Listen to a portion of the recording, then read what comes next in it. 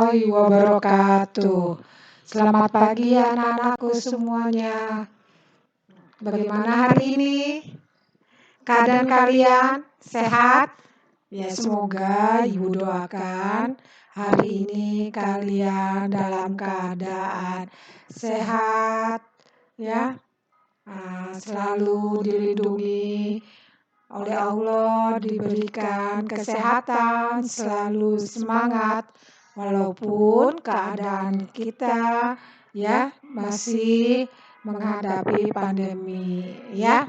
Hari ini kita akan mempelajari materi tentang pemisahan campuran ya. Pemisahan campuran. Kita lihat kompetensi dasarnya, yaitu menjelaskan konsep campuran dan zat tunggal, unsur dan senyawa, sifat fisika dan kimia, perubahan fisika dan kimia dalam kehidupan sehari-hari. Yang KD 4.3 menyajikan hasil penyelidikan atau karya tentang sifat larutan, perubahan fisika, dan perubahan kimia ataupun cara pemisahan campuran.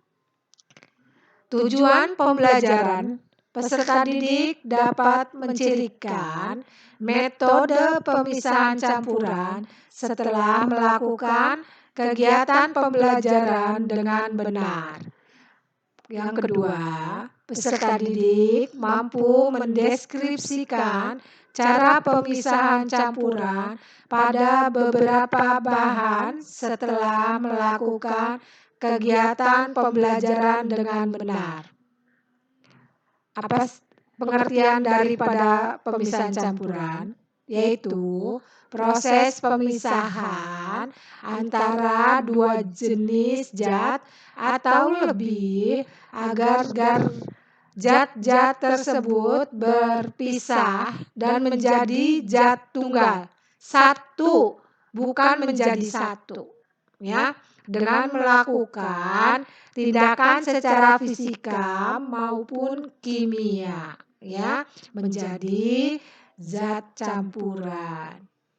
Tujuan pemisahan campurannya memisahkan zat terlarut dengan zat pelarutnya, mendapatkan zat murni atau beberapa zat murni dari suatu campuran. Ada beberapa metode pemisahan campuran yang sekarang Ibu akan perkenalkan, yaitu 10 metode pemisahan campuran. Yang pertama, filtrasi. Orang biasa menyebutkan filtrasi itu dengan menyaring, ya. Menyaring itu memisahkan campuran yang biasanya dilakukan jika partikel zat yang tercampurnya berukuran kasar.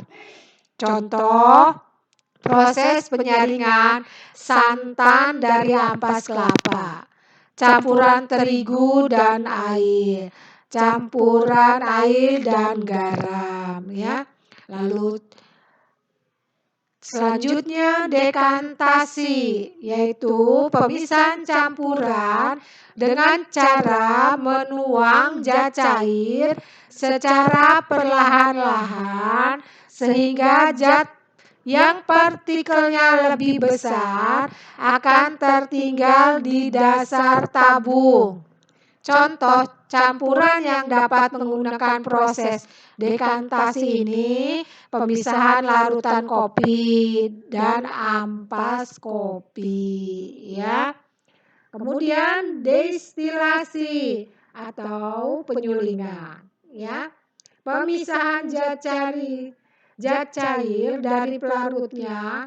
Destilasi dilakukan untuk campuran zat cair yang memiliki titik didih berbeda. Ini alat yang biasa digunakan. Contoh distilasi larutan alkohol dari air, pemisahan minyak cengkeh, minyak kayu putih, minyak aftur, premium, kerosin, dan lain-lain. Biasa yaitu dengan pembuatan BBM ya. Lalu evaporasi yaitu penguapan. Ini sering kita lakukan ya. Campuran dipanaskan sehingga zat pelarutnya menguap dan zat pelarutnya tertinggal. Contoh pembuatan garam dapur dari air laut ya. Air lautnya menguap oleh matahari ya. Kemudian mengendap dengan sendirinya menjadi garam. Lalu bisa juga kita menjemur pakaian ya, setelah dicuci dijemur pakaian. Zat pelarutnya tertinggal ya, zat pelarutnya menguap sehingga pakaian menjadi kering. Kemudian kristalisasi, pemisahan campuran dengan cara mendinginkan larutan sehingga larutannya menjadi jenuh dan mengendap dalam bentuk kristal. Contohnya pemisahan larutan gula, larutan garam dan air, pemisahan gula. Kemudian ekstraksi, pemisahan zat berdasarkan perbedaan kelarutan zat dalam dua pelarut yang tidak saling bercampur. Ini alat yang biasa digunakan untuk melakukan metode ekstraksi ya. Metode ekstraksi yaitu pemisahan ekstrak tumbuhan dan dari zat cair yang dikandungnya. Yang ketujuh, sublimasi. Sublimasi itu memisahkan zat padat, menyublimkan atau berubah wujud menjadi suatu gas ataupun sebaliknya. Dapat dipisahkan dengan zat padat yang tidak menyublim. Contoh, proses pengkristalan kapur barus dari hasil penguapan campuran kapur barus dan pasir. Sentrifugasi.